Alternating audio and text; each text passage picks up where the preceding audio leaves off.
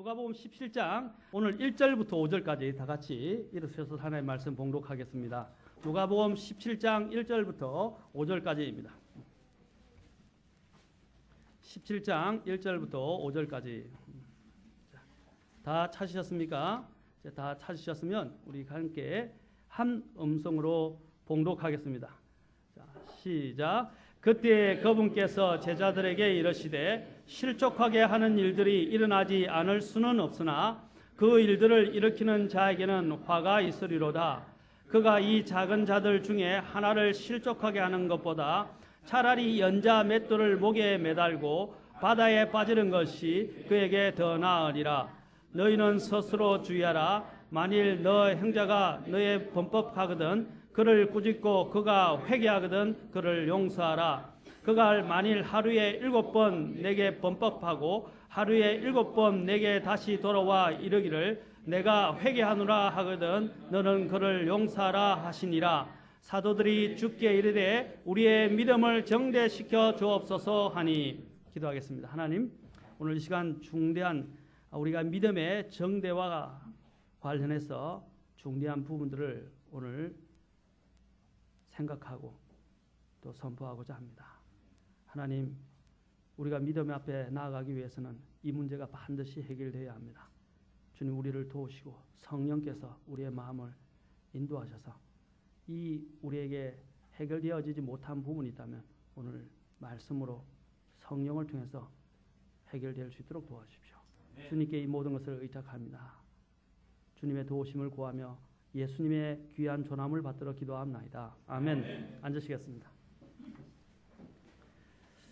지난번에 제가 오늘 이 본문과 관련해서 믿음과 관련된 부분에서 가장 중대한 그리고 근본적인 문제를 제기를 했습니다. 가장 중대한 것이 무엇입니까? 믿음이 있는가 하는 문제입니다. 그러나 사실 많은 사람들이 예수님을 믿는다고 고백하지만 실제적인 참 믿음을 소유하고 있지 않은 경우가 많았다는 것입니다. 그래서 주님께서 겨자씨 비유를 통해서 먼저 겨자씨 하나일 만한 믿음이 있는가 하는 것을 주님께서 제기하셨습니다. 그 다음에 두 번째는 믿음의 질에 대한 문제였고 그 다음에 나아가서는 믿음의 권능에 대한 문제였습니다. 질과 권능에 대한 문제는 먼저 믿음이 참 겨자씨만한 하나일 만한 그런 믿음이 먼저 선행되어야 하고 그 위에 이제 이 질에 대한 문제와 권능의 문제가 나타나게 된다는 것입니다. 그래서 우리가 오늘 이 말씀을 통해서 우리가 이러한 하나님의 말씀 안에서 믿음을 정대하기 위해서 하나님께서 우리에게 요구하시는 필수 요건들이 있다는 것입니다. 그것이 제일 첫 번째 무엇이냐? 오늘 여기서 있는 것처럼 제가 1절부터 4절을 일부러 읽었습니다. 무엇이냐면 용서의 문제입니다. 용서가 없이는 믿음의 정대를 우리는 기대할 수 없습니다. 오늘 본문을 보면 제자들의 믿음의 정대를 요청하게 된 계기는 주님께서 먼저 1절부터 2절에 보면 실족하게 하는 일이 일어난다는 것입니다. 이것은 주님에 대한 믿음 때문에 다른 사람들이 실족하는 것이 아니라 하나님의 말씀 선포 때문에 실족하게 되고 걸려 넘어지는 것을 말씀하는 것이 아니라 우리가 행한 행실로 말미암아서 우리가 다른 사람들을 상처를 주고 또 사람들을 아프게 하고 사람들을 걸려 넘어지게 만드는 문제를 이야기하고 있는 것입니다. 그래서 우리가 여기서 주님께서 뭘 경고하고 계십니까? 우리가 실족하게 하는 일이 일어나지 않을 수는 없지만 그 실족하게 하는 일들을 일으킨 자들에게는 화가 있을 것이라고 말하고 있습니다.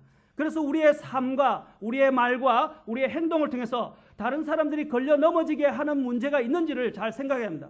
명백하게 하나님의 말씀을 지키다가 실족하게 하는 것은 괜찮아요. 그러나 내 생각과 내 견해와 내 방식과 내 생각을 내 마음을 고집함으로 말미암아서 또한 내 잘못으로 인해서 다른 사람들을 상처를 주었을 때는 어떻게 됩니까? 그것은 주님께서 오늘 심각하게 경고하고 있습니다. 실족하게 하는 일은 일어날 수 있습니다.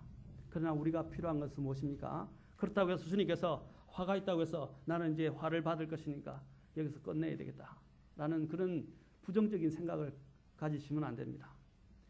하나님께서 이 말을 하신 이유가 무엇입니까? 하나님은 긍휼이 풍성하십니다. 그래서 우리에게는 이런 일들이 일어날 수밖에 없습니다. 그럴 때 우리가 가야 할 곳은 어디입니까? 주님 앞에 가야 합니다. 주님 앞에 엎드려야 합니다. 그래서 주님께서 이 말씀을 통해서 우리가 어떻게 회복되어 올 수 있는가도 또 말씀하고 계시는 것입니다. 또 3절, 4절을 보면 주님께서 실족게 하는 일들이 일어나게 되는데 그것들이 우리 마음속에 원한과 쓴뿌리로 자리 잡게 됩니다. 그렇죠? 원한과 쓴뿌리로 자리 잡게 돼요. 그래서 다른 사람들에게 대한 미움, 그 다음 다른 사람들에 대한 분노, 다른 사람들을 용서하지 않는 마음들이 자리 잡게 된다는 것입니다. 그것이 오랫동안 사무치게 되면 그것을 뭐라고 말합니까? 원한이 되고 그것이 또한 쓴뿌리가 되어서 그 사람의 모든 것을 망쳐버리고 그 사람과 관계되어진 다른 사람들까지도 망쳐버리는 아주 위험한 것들이 바로 이 용서에 대한 문제라는 것입니다. 그래서 3절, 4절을 보면 주님께서 먼저 뭐라고 말해요? 너희는 스스로 주의하라 라고 말씀하십니다. 여기서 스스로 주의하라 말을 잘 보면 take heed to라고 되어 있어요. to라는 말은 너희 자신에 대하여 조심하라는 것입니다. 먼저 이 실족하게 하는 일들이 일어날 수 있기 때문에 어떻게 합니까? 너희가 먼저 주님의 스스로를 돌아보고 스스로에 대해서 주의하라는 것입니다. 우리는 너무나 경고망동할 때가 많습니다. 너무나 섣불리 경솔하게 행할 때가 많습니다. 경솔하게 말하고 또 쉽게 이야기하고 또 말을 툭 던져놓고는 나중에 미안하다라는 경우가 많이 있습니다. 여러분 개구리에게 돌을 던져가지고 개구리가 맞아 죽었어요. 또 아니면 큰 상처를 입었어요. 자, 큰 상처를 받았고 그가 죽어가고 있는데 걷다 대고 미안하다, 의도가 아니었다, 실수였다, 잘못했다 하게 될 때 이미 그것을 어떻게 만회할 수 있겠습니까? 그렇죠? 저지르기 전에 우리는 주의하고 조심해야 한다고 말하고 있습니다. 성경은 뭐라면 너희는 스스로에게 주의를 기울이라 라고 말하고 있습니다. 우리 자신이 스스로 주의를 기울여야 합니다. 그 다음에 이제 범법에 대한 문제를 주님께서 말씀하고 있습니다. 오늘 여기서 주목해야 할 점은 제자들이 주님께 우리의 사랑을 정죄시켜 주옵소서라고 구하지 않았습니다. 왜 그랬을까요? 제가 볼 때는 용서하면 사랑이 필요할 건데 사랑을 구하지 않고 있다는 것입니다. 그 대신 무엇을 구하고 있습니까? 믿음을 정대시켜달라고 구하고 있습니다. 왜냐하면 용서라는 것은 하나님의 말씀을 믿고 순종하는 믿음에서 오기 때문입니다. 때때로 우리에게 상처를 주거나 심지어 죄를 지은 사람들을 용서하는 것은 참으로 고통스러운 일입니다. 아픕니다. 그러나 우리는 하나님의 말씀에 대한 믿음으로 순종해야 하는 사람들입니다. 용서는 결코 감정의 문제가 아닙니다. 용서는 믿음에 의한 의지적 순종의 문제입니다. 로마서 8장 28절과 히브리서 11장 6절을 우리는 믿고 있습니다. 8장 28절은 무엇입니까? 모든 것이 합력하여 선을 이룬다는 것입니다. 하나님을 사랑하는 자, 그분의 뜻대로 부르심을 입은 자들에게는 모든 것이 합력하여 선을 위하여 합력한다는 것입니다. 그리고 또한 히브리서 11장 6절에서는 뭡니까? 믿음은 바라는 것들의 실체요, 보이지 않는 것들의 증거라고 말하고 있습니다. 그것은 바로 실제적인 부분을 이야기하는 것입니다. 용서는 바로 믿음에 의한 의지적 순종에 근거하는 것입니다. 우리의 믿음이 사실 이와 같아서 하나님의 말씀의 씨와 같기 때문에 그 씨와 같이 우리 안에서 살아서 역사하고 성장한다면 그 어떤 것도 불가능한 것이 없게 될 것입니다. 모든 것이 가능하게 된다는 것입니다. 도저히 내가 할 수 없을 것이라고 여겨지는 용서의 문제까지도 하나님께서는 이 믿음을 통해서 가능하다고 말씀하고 있습니다. 저도 어린 시절이 굉장히 사실 불운합니다. 물론 장손이었고 외아들이었고 또 그렇다고 했지만 집안이 뼈대가 있다고 이야기했지만 실상 내부적으로는 너무나 험악한 집안이었어요. 말로 형용할 수가 없어요. 지금 제가 여러분들마다 과거에 아픈 기억들이 있을 것입니다. 저도 용서하지 못할 사람이 있습니다. 정말 용서가 되어지지 않은 사람이 있었어요. 반폐륜적인 일들이 우리 가정에서 사실 집안에서 일어났었습니다. 그걸 용서하는 일이 쉽지 않았어요. 평생에 사무쳤어요. 주님을 믿고 나서야 비로소 용서할 수 있는 마음에 힘이 생기기 시작했습니다. 지금도 아직도 그걸 생각하면 가슴이 철렁 내려앉고 너무나 마음이 아픕니다. 용서할 수 없을 것 같습니다. 그러나 지금은 그 사람을 기억할 때마다, 그분을 기억할 때마다 제가 기도합니다. 근데 우리는 그 하나님의 약속의 말씀에 근거해서 하나님 앞에 나아가는 것입니다. 아멘? 내 자신에게 메리트나 내 자신에게 잘한 것이 있어서가 아니라 나는 계속 못하고 있지만 하나님께서 나를 사랑하셨고 나를 위해서 십자가에 죽으시며 그분의 보혈이 아직도 유효하고 그분에게 언제든지 나오는 자에게 긍휼을 베푸시니 난 부르는 것을 믿음을 가지고 그 앞에 나오게 될 때 하나님은 용서하신다는 것을 믿어야 한다는 것입니다. 그것이 내 자신을 사랑하는 것입니다. 그런데 우리는 하나님은 이미 나를 용서해놨는데도 불구하고 어떻게 합니까? 나는 용서받을 수 없을 것 같아. 나는 도저히 불가능한 존재야. 나는 버림받았음에 틀림없어. 지옥이나 가야지. 이렇게 생각한다면 어떻게 되겠어요? 그러면 예수님께서 십자가에서 헛되이 죽으신 것입니다. 하나님의 용서는 형용할 수가 없고 우리의 찬송가도 나오지 않습니까? 하늘을 바다를 먹물 삼아도 그 하나님의 은혜를 기록할 수 없습니다. 사랑하는 성도 여러분, 내 자신을 스스로 정죄하고 그 정죄의 늪에 빠지지 마시고 하나님께서 나를 보시는 것처럼 내 자신을 평가하고 나아가시기 바랍니다. 하나님의 눈앞에서는 그분의 십자가의 공로를 통해서 그분을 믿는 믿음을 통해서 구원받은 사람들은 너무나 소중한 존재들입니다. 왜냐하면 주님께서 자신의 생명을 내어놓으시기까지 사랑했다는 것입니다. 그 정도로 우리를 사랑하신다는 것입니다. 그러면 내가 얼마나 값어치가 있는 사람들입니까? 얼마나 가치가 있는 사람이에요? 아멘? 그러한 관점에서 나를 평가하고 바라보라는 것입니다. 그래서 나를 사랑하라는 것입니다. 하나님이 나를 이처럼 사랑하신 것처럼 나 같은 죄인을 이처럼 사랑하신 것처럼 나도 내 자신을 사랑한다. 그리고 하나님 앞에서는 가치가 있다라고 이렇게 판단하시고 평가하시고 하나님 앞에 나아가시기 바랍니다. 미국의 서부 개척 시절에 텍사스 주에서 실제로 있었던 일이었다고 합니다. 무법천지 있던 그때에 총을 난사하는 등 많은 살인이 저질러졌음을 우리는 잘 알고 있습니다. 사람을 죽인 자는 반드시 사형에 처해야 된다는 법이 제정되고 시행되어졌습니다. 그러던 어느 날 평소에 덕망이 있고 선량하고 모범적이며 이웃으로부터 존경받는 아주 유순하고 건실한 청년이 술집에 들어갔다가 실수로 그냥 살인을 저지르고 말았습니다. 그 결과 그는 사형 선고를 집행받게 됐고 집행 날짜를 기다리는 신세가 되었습니다. 그런데 그 동네 사람들이 그의 댐댐이와 그가 살았던 그런 인격을 알고 있었기 때문에 잘 알고 있어서 도저히 이 사람을 사형에다 넘겨주면 안 되겠다라는 마음들이 들어서 다 함께 힘을 모아서 구명 서명 운동을 하기 시작했습니다. 모든 사람들이 서명한 단원 덕에 드디어 이 청년이 특별 사면을 받게 되었습니다. 그러나 주지사가 사면장을 들고 감옥에 찾았을 때는 이미 그 청년은 예전에 그 청년이 아니었습니다. 그는 변했습니다. 더 포악해졌고 게다가 청년은 그 사명장까지 다 거부해버렸습니다. 자신을 구하려고 하는 사람들의 선의의 선처를 저버리고 결국 그는 사형에 처해지고 말았습니다. 누가 사형에 처해지도록 만들었습니까? 자기 자신이었습니다.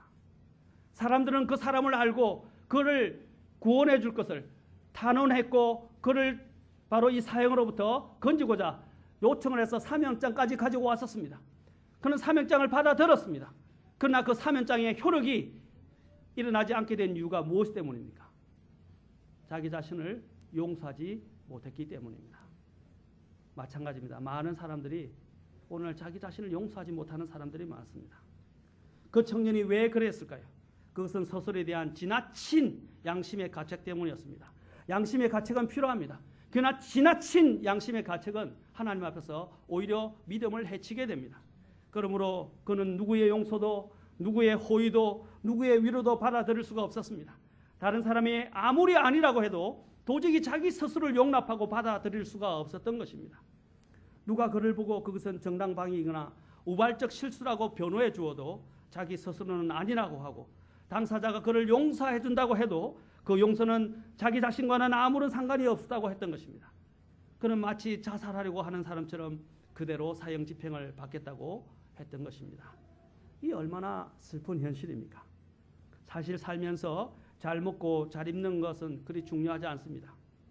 우리가 인생을 살면서 물질적으로 잘 사는 것만이 전부가 아닙니다.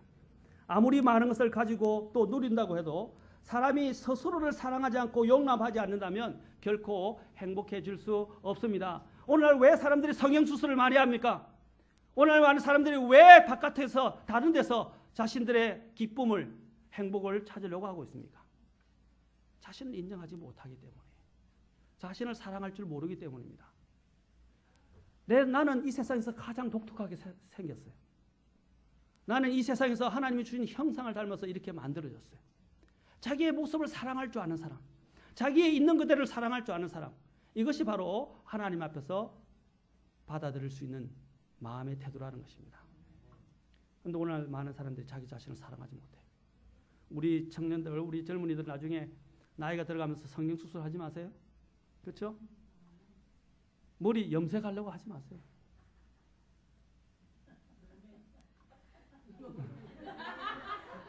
예, 나이가 들어서 머리가 너무 휘어져서 부득이하게 염색하는 건 좋은데 멋을 내려고 염색하지 말라는 것입니다. 자기를 아름답게 꾸미려고 염색하지 말라는 것입니다. 제가 염색 자체를 나쁘게 이야기하는 것은 아닙니다. 그 마음의 본질에 대해서 말하는 것입니다. 누가 앞에 잘 보일 것입니까? 아내들이 화장을 많이 하죠. 그렇죠? 누구를 위한 화장입니까? 네, 남편을 위한 화장이죠.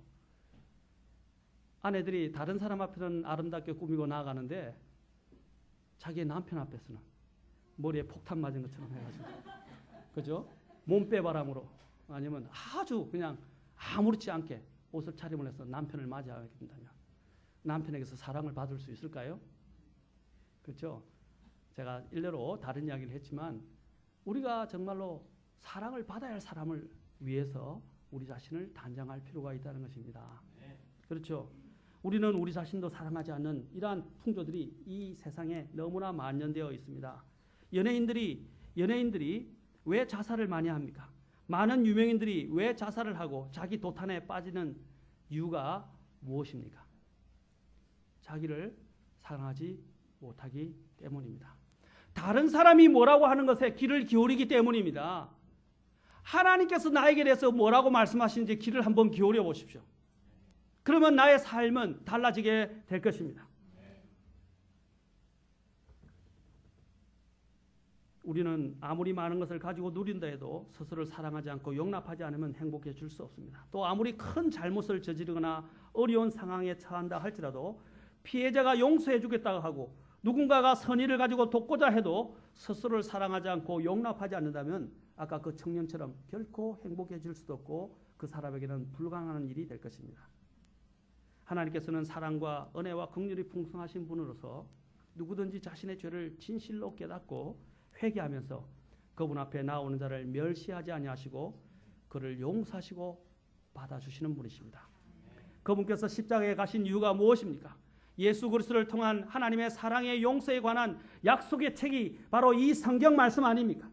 그런데도 어떤 사람들 중에는 하나님께서 완전하고 영원한 용서의 길을 마련해 주셨고 누구든지 회개하고 그분 앞에 나오는 자에게 용서를 베풀겠다고 약속하시는데도 그것을 믿지 못하고 지나친 자책감이라는 감옥에 갇혀서 스스로를 확대하거나 죽이는 사람들이, 곧 자살하는 사람들이 있다는 것입니다. 먼저 우리는 그래서 자기를 먼저 그리스도 안에서 용서하고 용납하고 사랑하는 사람이 되어야 합니다. 여러분 자신을 사랑하십니까? 사랑하세요? 나는 왜 이리 못났을까? 나는 왜 이렇게 생겨먹었을까? 나는 왜 이렇게 안 되는 걸까? 그렇게 생각하지 마세요. 예수님께서, 하나님이신 예수님께서 저와 여러분을 위해서 죽으셨습니다. 저와 여러분을 그렇게 사랑하셔서 자신의 목숨을 십자가의 죽음에 내어주셨습니다. 그 정도로 나는 소중한 존재입니다. 가치가 있다는 것입니다. 내 자신을 내가 스스로 보지 마시고 그 하나님의 사랑의 눈을 가지고 내 자신을 볼 수 있기를 바랍니다. 두 번째로 다른 사람에 대한 용서의 문제를 다루겠습니다. 함께 더불어 우리가 살아갈 수밖에 없는 사회에서는 필연적으로 관계의 문제가 생기게 되어 있는데 그것이 가장 밀접한 부분이 용서의 문제가 큰 하도이자 화제 중 하나일 것입니다. 그런데 주님께서는 오늘 용서는 믿음에서 출발한다고 말씀하고 있습니다. 누군가가 용서도 정말 누군가를 용서하는 것은 정말 힘들고 어려운 일입니다.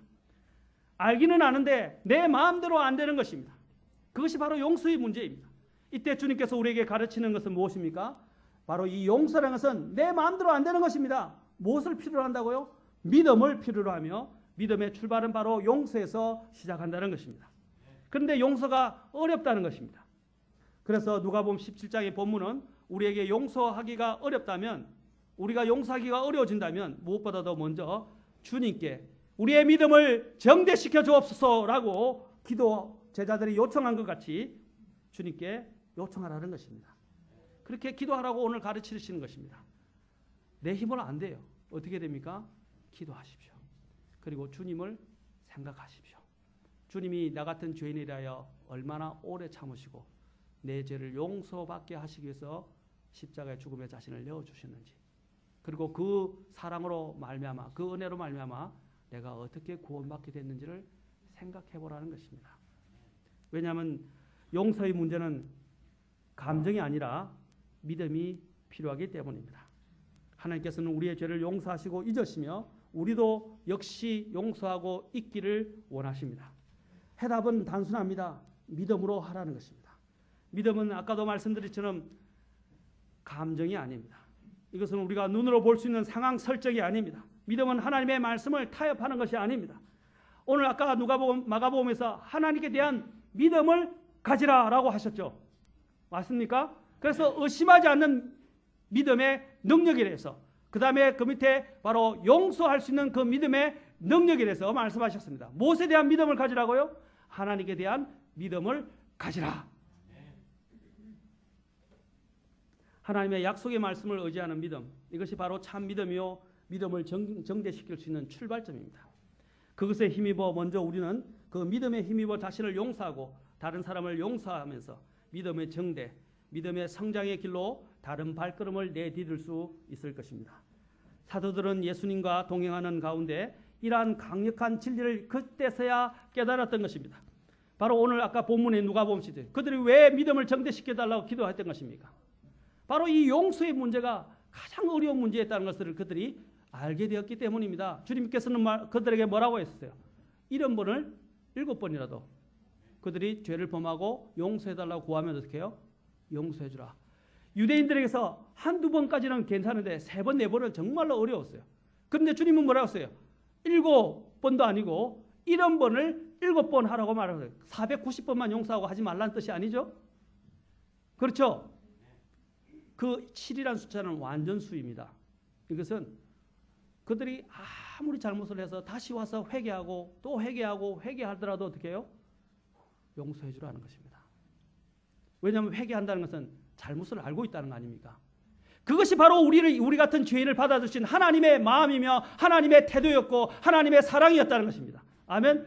우리가 얼마나 하나님 앞에 죄를 많이 지었습니까? 우리의 죄를 따라서 헤아리게 되면 우리는 지옥에서 저 밑에 가장 밑바닥에 가장 뜨거운 불 속에서 죽어 마땅한 죄인들이었습니다. 형벌을 받아야 마땅한 죄인들이었습니다. 그런데 주님께서는 우리가 주님 앞에 긍휼을 구하고 나오면 어떻게 하십니까? 용서해 주십니다. 그리고 받아주십니다. 그 주님의 마음을 주님께서 오늘 말씀하시는 거예요. 그러한 마음을 우리가 믿음으로 가질 수 있다고 말하고 있습니다. 그리스도를 생각하라는 것입니다. 그리스도께서 나에 대해서 얼마나 오래 참으시고 기다리셨는지. 그렇다면 우리는 그 마음을 가지게 되면 다른 사람을 용서하는 것은 더 쉬워질 수 있다는 것입니다. 사랑하는 성도 여러분, 이제 하나님께 대한 믿음을 가지십시오. 사도들은 예수님과 동행하는 가운데 바로 이 강력한 진리를 깨달았습니다. 특별히 예수님은 다른 형제들부터 또한 이러한 부분에 대해서 감사하기 시작했습니다. 제자들이 다른 형제들로부터 해를 입게 되었을 때 그 형제들에 대해서 어떻게 대해야 하는지에 대해서도 말씀해 주셨습니다. 용서는 어떤 분이 표현하기를 믿음의 최고봉이다라고 표현했습니다. 믿음의 최고봉이다. 바로 하나님의 용서. 이것이 가장 최고 아닙니까? 그렇죠. 오늘 우리가 이 자리에 설 수 있었던 이유가 무엇입니까? 하나님의 용서 때문이었습니다. 이 용서가 얼마나 힘들었겠습니까? 그분을 매일매일 대적하고 그분께 죄를 범하는 자들을 용서하시는 것이 얼마나 힘들겠습니까? 우리는 얼마나 많은 죄를 하나님께 저질렀습니까? 우리의 용서. 그런데 그리스도인들은 서로를 용서 못합니다. 이 세상 사람들보다 못한 경우가 참 많이 교회에서 봐요. 그리스도인들이 다른 그리스도인들을 결코 용서하지 못하는 것입니다. 주님께서 가르치신 기도의 중요한 내용이 무엇입니까? 용서 아닙니까? 그렇죠? 우리에게 빚진 자들을 용서하는 것 같이 우리의 빚을 용서하옵시며, 우리에게 빚진 자를 먼저 뭡니까? 용서하는 것이 선행되어야 주께서 우리를 용서하시겠다고 말씀하셨어요. 이것은 믿는 자에 대한 기도를 이야기한 것입니다. 믿는 자들이 앞에 나아갈 때 어떻게 하십니까? 제단에 나아가다가도 내게 죄를 범한 일이 생각나거든. 용서하고, 또 내가 다른 사람에게 죄를 범한 일이 생각나거든 어떻게 해요? 가서 죄를 자백하고 용서를 구해서 화해하고 난 다음에 그 다음에 와서 주님께 제물을 드리라고 말씀하셨습니다. 하나님 앞에 나아가는 데서 이 용서의 문제가 선행되어야 합니다. 아직도 여러분 마음속에 용서하지 못하는 사람이 없으신지 묻고 싶습니다. 에베소서 4장 32절 같이 한번 봅시다. 에베소 4장 32절에 보면 이렇게 기록되어 있습니다. 서로 친절히 대하며 상냥한 마음을 품고 서로 용서하기를 하나님께서 그리스도로 인하여 너희를 용서하신 같이 하라. 서로 친절히 대하고 상냥한 마음을 품고 서로 용서하는 것을 누가 우리 해주신 것에 대해서 하나님께서 그리스도로 인하여 바로 우리를 용서하신 것 같이 그렇게 하라 하겠습니다. 하나님이 나를 용서하신 것을 먼저 기억하라는 것입니다. 그러면 용서할 수 있는 마음의 힘이 생깁니다. 이게 권능입니다. 아멘? 마태복음 6장 12절부터 15절에 주님께서 가르친 기도에도 나오죠. 근데 제일 마지막에 뭐라고 됐습니까? 주님께서 주님께서 가르치신 기도 그 뒤에 아멘 하고 난 다음에 뭐가 나오냐? 용서의 문제가 납니다. 너희가 사람들에게 그들의 범법을 용서하면 너희 하늘 아버지께서도 너희를 용서하려니와 너희가 사람들에게 그들의 범법을 용서하지 아니하면 너희 아버지께서도 너희의 범법을 용서하지 아니하리라 라고 14절 15절에서 말하고 있습니다. 바로 주님께서 가르치신 기도 그 뒤에 바로 용서의 문제가 계속해서 더 잇따라 나오고 있다는 것입니다. 그 정도로 우리가 하나님 앞에 나아가는 데 있어서 이 용서의 문제는 중차대한 문제입니다. 이것이 우리가 믿음의 걸음을 떼는 데 있어서 선행되어야 할 가장 중요한 부분이라는 것입니다. 오늘 혹시 여러분 이 교회 안에서 상호간에 아니면 다른 사람이 있는 용서 못하는 사람이 있습니까? 아직도 이 마음의 문제가 용서의 문제가 해결 안 돼서 마음의 원한과 쓴뿌리로 가득 찬 분이 계십니까? 여러분 이 교회가 믿음 안에서 정대하기 위해서 가장 선행되어야 할 부분이 바로 이 용서의 문제를 하나님 앞에서 해결하라는 것입니다. 사도들은 우리에게 심각한 피해를 준 사람들을 용서하는 것이 얼마나 어려운지를 분명히 알고 있었습니다. 이 사도들이, 제자들이 그들은 다른 사람의 죄를 용서하기 위해서 또한 믿음이 필요하다는 것을 이해하게 되었습니다. 그들은 자신들이 깨달은 것을 행동으로 옮기기 위해서 그래서 주님께 우리의 믿음을 정대시켜 주옵소서라고 주님께 구하였던 것입니다. 사도들은 제자들은 주님 자신들의 감정 또는 가시적인 주위 상황들에 따라서 행동해서는 안 된다는 것을 그들은 깨닫게 되었습니다. 그들은 예수님의 말씀대로 순종해야 했습니다. 그들은 더 많이 용서하기 위해서는 더 큰 믿음이 필요하다는 것을 깨달아 알았던 것입니다. 하나님의 말씀을 듣고 행하면 바로 우리의 믿음은 정대하게 될 것입니다. 정대한 믿음은 우리로 하여금 용서할 수 있는 또한 능력을 또한 두 배나 정대하게 될 것입니다. 우리가 살아가면서 얼마나 많은 문제들로 서로 싸우고 서로 마음을 다치고 서로 어려운 일들이 많이 일어납니까? 그렇죠? 다 내 같지 않아요. 사람은 다 틀려요. 본의 아니게 저는 특히 여러분들에게 말씀드린 것은 본의 아니게 그 사람이 모르고 이렇게 우리에게 상처를 주거나 또 우리를 아프게 한 경우가 있어요. 그럴 때는 어떻게 합니까? 주님의 넓은 사랑의 마음으로 그냥 용서해 주세요. 그러나 명백한 죄를 범한 사람은 어떻게 하라고 성경은 이야기하고 있습니까? 본의와 의도를 가지고 죄를 범한 사람은 그 사람이 와서 잘못을 깨닫고 회개하고 용서를 구하면 용서해 주라는 것입니다.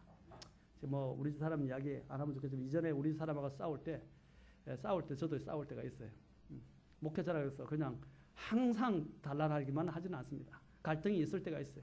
그런데 제가 이전에는 제가 저희 집사람에게 용서를 먼저 구합니다. 그런데 집사람이 용서를 안 하더라고요. 하루가 넘어가도. 그래서 제가 나는 왜 용서를 구했는데 용서를 안 해주냐라고 저는 따졌습니다. 근데 이제 시간이 지나면서 오래 사니까 나중에는 제가 이제 저희 집사람처럼 돼가고 저희 집사람이 저를 닮아서 입장이 바뀌었어요. 이제는 집사람은 금방 용서를 잘하는데 이제 집사람이 저에게 사과를 하면 용서를 안 하고 제가 말을 안 해버렸어요. 이 쉽지가 않더라고요. 그래서 해가 지도록 불을 품지 말고, 그렇죠, 불을 품지 말라 그랬는데 해가 지었는데도 불구하고 그 순종이 안 되더라고요. 그래서 기도하고 하나님의 말씀을 묵상하고 제 자신을 돌아보니까 제가 하나님의 긍휼을 이렇게 많이 입었음에도 불구하고 자그마한 문제로 해서 제 아내를 용서하지 못하는 것을 알게 되었습니다. 그래서 주님의 긍휼을 묵상하면서부터 어떻게 합니까? 마음에 힘이 생기게 되고 마음으로부터 자유하고 용서를 할 수 있게 된 것입니다. 용서하면 자유해집니다. 아멘? 이 영이 자유함을 느끼게 돼요. 이 자유는 말로 형용할 수가 없어요. 마치 세상을 날아가는 것 같습니다. 만약 여러분이 어떤 것들이 여러분을 매이게 해보십시오. 얼마나 그것이 힘듭니까? 그것이 늘 나를 붙들고 다닙니다. 어떤 때는 나를 끌고 다닙니다. 내가 주체가 아니고 그 용서하지 못한 그 마음이 주체가 돼서 나를 마치 개를 질질 끌고 다니듯이 나를 끌고 다닐 때가 얼마나 많습니까? 자유함이 없습니다. 그런데 용서를 해서 그 쇠사슬을 한번 끊어보십시오. 마음이 얼마나 자유한지, 얼마나 날아갈 듯한지. 그렇지 않습니까?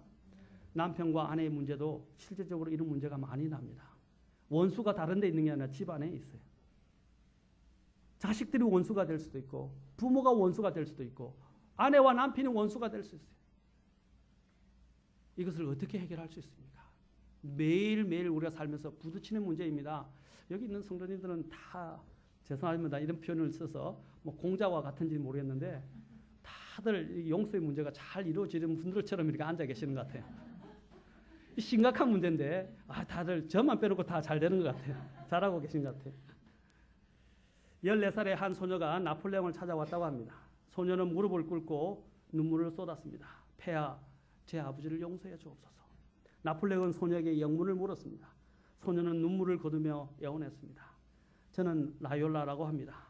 제 아버지는 지금 사형 선고를 받은 상태입니다. 폐하께서 긍휼을 베푸시기를 원합니다. 나폴레옹은 괴로운 표정을 지었습니다. 내 아버지는 대역죄인이다. 그것도 2번씩이나 대역죄를 지었다. 그러자 소녀는 조금도 물러서지 않고 당부를 드렸습니다. 폐하, 저는 지금 저의 죄의 경중을 말씀드린 것이 아닙니다. 폐하의 일방적인 긍휼을 구하는 것입니다. 제 아버지를 부디 용서해 주십시오. 나폴레옹은 침묵을 지키다가 그리고 결국에는 그녀의 손을 부드럽게 잡으며 말했습니다. 너로 인해서 너희 아버지의 모든 죄를 용서해 주겠노라. 이제 안심하고 돌아가라. 바로 우리 인간의 구원도 이와 같다는 것입니다. 우리는 하나님 앞에서 대역죄인이고 용서받을 수 없는 죄인들입니다. 그러나 하나님께서는 예수 그리스도로 인하여 우리의 모든 죄를 용서하시기로 작정하셨고 또한 누구든지 그 약속을 믿고 나오는 자들 용서하신다는 것입니다. 얼마나 감사합니다. 그러나 우리는 이러한 예수 그리스도를 통한 하나님의 사랑을 통하여 구원을 받았는데도 많은 사람들이 이 사랑을 망각하며 살아가고 있습니다. 로마서 5장 8절에는 뭐라고 말해요? 우리가 아직 죄인이었을 때에 그리스도께서 우리를 위하여 죽으심으로써 하나님께서는 우리를 향한 자신의 사랑을 당당히 제시하시나이다. 우리가 죄인이었을 때에 그리스도께서 우리를 위하여 죽으심으로 하나님께서는 우리를 향한 자신의 사랑을 당당히 제시하시나이다. 저는 이 말씀을 들을 때마다 항상 마음에 사무칩니다. 하나님의 사랑이 그리스도의 사랑이 우리를 강건하시는도다. 조지 스위팅이라는 목사님은 신자가 하나님의 용서를 받는 것과 관련해서 다음과 같이 적고 있습니다. 죄수가 사면장을 받는 광경을 상상해 보십시오. 사면 명령의 공문서를 읽고 당황하여 얼떨떨해하는 죄수에게 당신은 용서받았습니까? 라고 묻는다면 그는 네라고 대답할 것입니다. 또다시 당신이 용서받는 것을 느끼십니까? 라고 물으면 아니요, 너무 급작스러운 일이라서요 라고 대답합니다. 그러나 만일 당신이 용서받은 것을 느끼지 않는다면 어떻게 당신이 용서받은 것을 알 수 있습니까? 라고 한다면 그는 그 서류를 가리키면서 이 서류가 보증해 줍니다. 사면장 서류라고 말할 것입니다. 마찬가지로 성경은 모든 믿는 자에게 주시는 하나님의 용서의 편지입니다. 내 마음은 그렇게 느끼지 않는다 할지라도 어떻게 되겠습니까? 하나님이 자신의 말씀을 통해서 보증하시고 약속하셨어요. 아멘. 하나님은 거짓말하지 아니하십니다. 우리는 내 감정을 신뢰하지 마시고 내 상태를 신뢰하지 마시고 하나님의 긍휼과 하나님의 이 약속의 말씀을 신뢰하시고 그분 앞에 나아가시기 바랍니다. 그러면 모든 것이 용서될 것이고 완전히 용서될 것이고 영원히 용서될 것입니다. 아멘. 마지막으로 용서를 한 후에 우리는 어떻게 해야 됩니까? 있는 것까지 용서는 포함하는 것입니다. 사람들이 용서를 해놓고 안 잊어버려요. 제가 어떤 부부들을 봤는데 서로 용서했다. 화해가 어려웠었는데 화해를 시켜줬어요. 그래서 화해가 됐어요. 근데 나중에 또 둘이 또 문제가 생기기 시작하니까 옛날 과거의 일부터 시작해서 다 나오는 거예요. 옛날 어떤 때는 이랬고 또 저랬고 이랬고 또 이랬고 이전에 다 용서했다고 했거든요. 근데 또 싸우기 시작하니까 과거에 있는 것들이 다시 다 끄집어내어지는 거예요. 여러분 부부싸움할 때 어떻게 해요? 당신은 원래 그래서 안 돼. 옛날에도 그랬고 지금도 똑같아. 옛날 문제는 해결되었죠. 그런데 지금 와서 또 왜 옛날의 문제를 끌고 넘어지는 거예요? 그것은 뭐냐? 제대로 용서가 안 된 것입니다. 용서는 뭐라고요? 과거에 있었던 문제들을 다 함께 그 용서와 함께 잊어버리는 것입니다. 우리는 다른 사람들의 죄에 대한 용서와 잊음은 결코 분리할 수 없다는 것을 배워야 합니다. 어떻게 하면 우리가 용서한 후에 다시 생각하지 않을 수 있겠습니까? 우리의 이러한 감정을 잘 다스리는 방법이 있는데 그것은 바로 우리의 관점을 먼저 바꾸라는 것입니다. 그 사람에 대한 관점을 바꾸라는 것입니다. 이미 일어난 상황은 어떻게 바꿀 수 없습니다. 그러면 어떻게 바꿀 수 있습니까?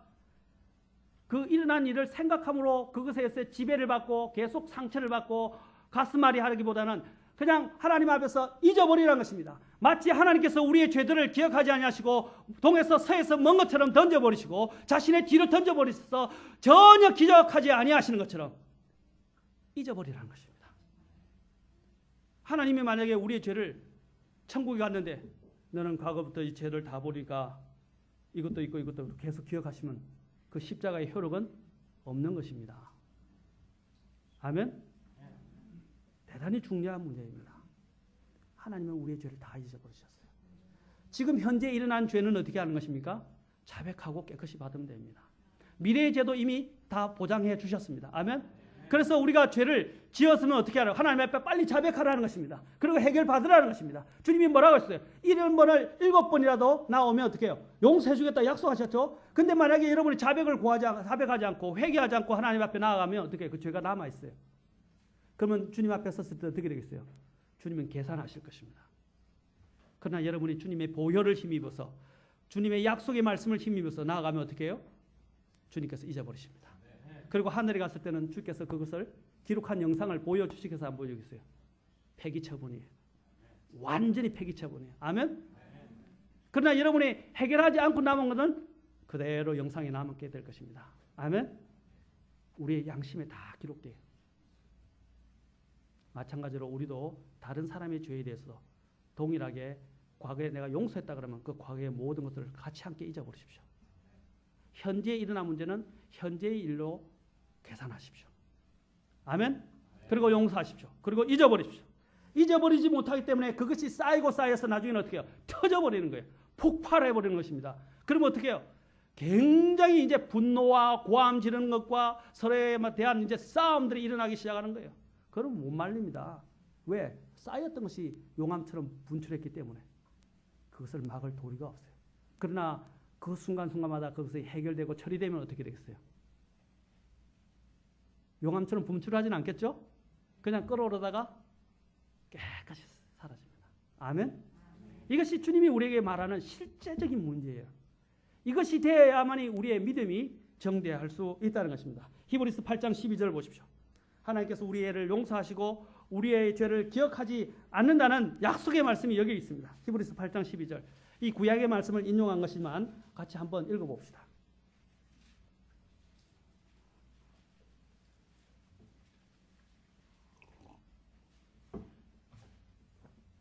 자, 같이 읽도록 합시다. 히브리서 8장 12절 시작.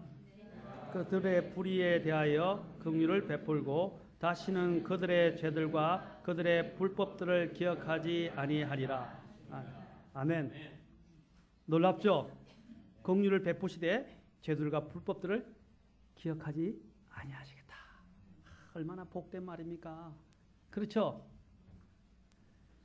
이제 마지막으로 이 부분과 관련된 예화를 하나, 실제적인 사례를 하나 말씀드리고 마칠까 합니다. 우리는 이 모범적인 용서와 관련된 사례를 요셉을 통해서 배울 수 있습니다. 요셉을 생각해 보십시오. 요셉은 형들이 그를 얼마나 미워했고 또 그를 노예로 팔아버렸고 또 그에게 많은 해악을 끼쳤는지를 그는 보았습니다. 그는 그것 때문에 이집트로 노예로 팔려가게 됐고 감옥에서 고생하게 되었고 많은 극한 어려움들을 겪었습니다. 그리고 또한 보디발의 아내로 인해서 고소를 당해서 고발을 당해서 그는 감옥에서 또한 오랜 시간을 보내야 했습니다.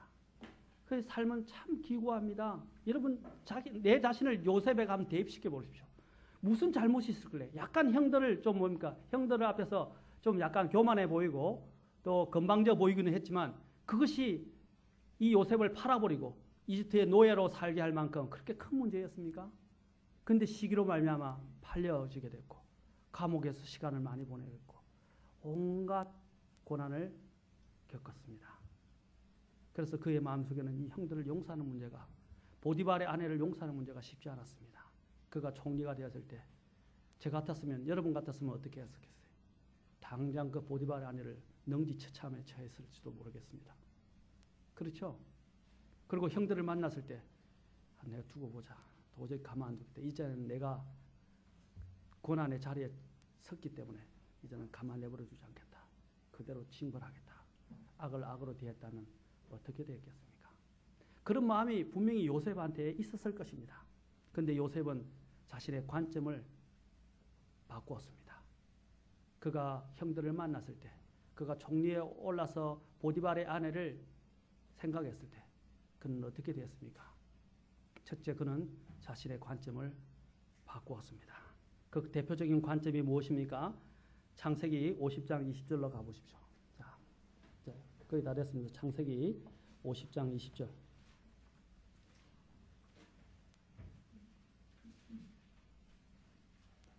오늘 여러분 심각하게 생각하십시오. 오늘 내 마음에 누구든지 심지어는 그것이 내 남편이든지 자녀이든지 부모이든지 가장 가까이 있는 사람이든지 누구이든지 간에 이런 용서하지 못하는 문제가 있다면 오늘 주님 앞에 나오십시오. 하나님께서 나를 용서하신 것처럼 그들을 용서하고 잊어버리시기를 바랍니다. 50장 20절 자 같이 읽겠습니다. 자 시작. 오직 당신들로 말하건대 당신들은 내게 악을 행하려고 생각하였으나 오히려 하나님은 그 일을 선이 되도록 계획하시고 이루셔서 이날과 같이 많은 사람을 살려두게 하셨나이다. 형들이 요셉 앞에 섰을 때 요셉 앞에서 두려워 떨었습니다. 이제 아버지가 죽고 난 다음에 요셉이 우리를 죽이지 않을까 두려움에 떨었습니다. 그러자 이 요셉이 뭐라고 이야기한 것입니까? 하나님께서 그것을 당신들은 내게 악을 행하려고 계획하고 또 생각하고 행했으나 하나님께서는 그것을 선이 되도록 계획하시고 이루셔서 이날같이 많은 사람들이 그 일로 인해서 오히려 구원받게 되었다고 고백하고 있습니다. 그의 관점이 변화되었습니다. 그는 무엇입니까? 그의 마음으로는 그의 감정으로는 결코 용납할 수가 없었을 것입니다. 그러나 그는 하나님에 대한 관점을 가지고 하나님께서 이것을 선으로 어떻게 바꾸신지를 알고 어떻게 했습니까? 그는 믿음으로 이것을 받아들이면서 그들을 용서했던 것입니다. 그리고 잊어버리고자 했던 것입니다. 아멘. 그래서 요셉이 두 아들을 낳습니다. 두 아들 이름이 무엇입니까? 므낫세와 에브라임이라고 불려집니다. 근데 므낫세를 낳았을 때 므낫세 이름의 의미가 뭔지 아십니까? 잊어버린다라는 뜻입니다. 잊어버린. 그 다음에 에브라임의 이름의 뜻이 뭔지 아십니까? 두 배의 과실 또는 하나님께서 번성케 하신다라는 것입니다. 왜 이렇게 이름을 지은지 아십니까? 그는 바로 이 자녀들을 낳으면서 자신의 믿음을 바로 그 안에 담았던 것입니다. 그는 형들과 보디발의 아내에 대해서 어떻게 해요? 므낫세를 통해서 나는 잊어버렸다라고 이야기 선언한 것입니다. 믿음으로. 두 번째는 어떻게 합니까? 하나님께서 2배로 잊어버릴 힘을 주셨고 또한 하나님께서 나에게 결국에는 이렇게 축복된 삶을 허락해 주셨다라고 고백한 것입니다. 그의 관점이 바뀌었고 그의 믿음이 어떻게 합니까? 바로 능력을 발휘하게 되었던 것입니다. 이 얼마나 대단합니까? 풍성함, 창성함을 통해서 에브라임 속에 자신의 믿음을 하나님께서 그의 삶을 축복해 준 것을 담아 넣었던 것입니다. 우리도 요셉처럼 원한은 있고 하나님께서 베푸신 복을 기억해야 합니다. 아멘. 우리는 자그마한 것에 매달려서 그것을 헤어나지 못하고 있어요. 그러나 하나님께서 우리의 삶에 더 많은 풍성한 것을 주신 것을 바라보라는 것입니다. 아멘. 얼마나 많은 복으로 우리에게 주었습니까? 구원받지 못할, 구원받을 자격이 없는 자들을 구원해 주셨어요. 이것만 해도 풍성한 복 아닙니까? 그런데 왜 자그마한 것에 매여서 헤어나지 못하고 있습니까? 많은 사람들이 너무나 작은 것에 묶여 살고 있습니다. 거기서 빠져나오지 못하고 있습니다. 사랑하는 성도 여러분, 오늘 저와 여러분도 요셉처럼 고백할 수 있기를 바랍니다. 당신은 내게 악을 행하려고 생각하였으나 오히려 하나님은 그 일을 선이 되도록 계획하시고 이루셔서 이날과 같이 많은 사람을 살려두게 하셨나이다. 마태복음 5장 26절에서는 내가 너에게 이르노니 너가 마지막 한 푼까지 다 갚기 전에는 결코 거기서 나오지 못하리라. 이 말이 무엇입니까? 마지막 한 푼이라도 그게 매여서 해결되지 못하면 어떻게 해요? 헤어나지 못한다고 말하고 있습니다. 그렇죠? 매역이 돼요. 자유함을 누릴 수 없어요. 그러나 어떻게 합니까? 용서는 헤어나게 하고 우리에게 자유를 줍니다. 사랑하는 성도 여러분, 오늘 여러분 마음속에 있는 썸뿌리, 여러분 마음속에 원한 감정, 용서하지 못하는 문제를 해결하시기 바랍니다. 주님을 생각하십시오. 그리고 주님의 말씀에 대한 믿음을 가지십시오. 그러면 내 믿음은 정대되어질 첫걸음을 떼기 시작하는 것이 될 것입니다. 여러분 주시를 보시고 하나님께서 나를 얼마나 용서하시고 사랑하시는지를 먼저 기억하시는 시간이 되기를 바랍니다. 다 같이 일어서시겠습니다.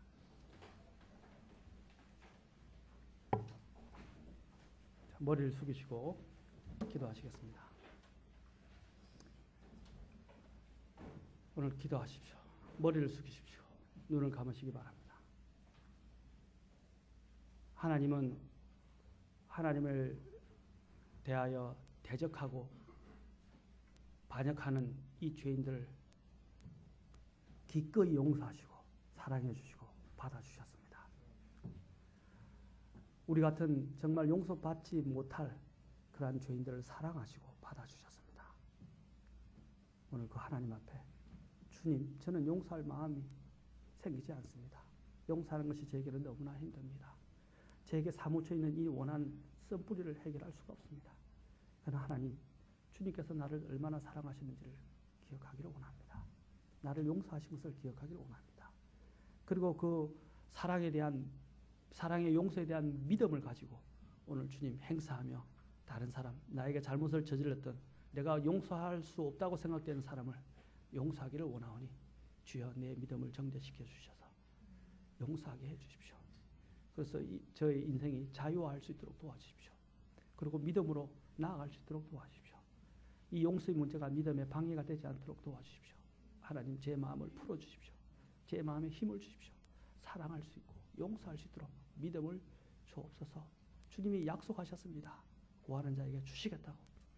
주님, 오늘 주님 앞에 나아가기를 원합니다 하고 주님 앞에 결단하시면서 나오는 시간이 되겠습니다. 기도하시겠습니다. 오늘 주님 앞에 기도하기를 원하시면 앞으로 나오십시오. 내 마음에 해결되지 못한 것들이 있는 분들은 앞으로 나오십시오. 주님께 용서의 마음을 달라고, 믿음을 달라고 주님 앞에 나와서 기도하십시오.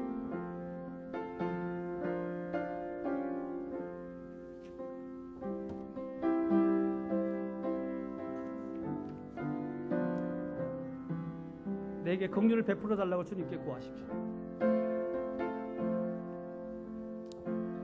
용서는 너무나 힘든 것입니다. 내 마음대로 될 수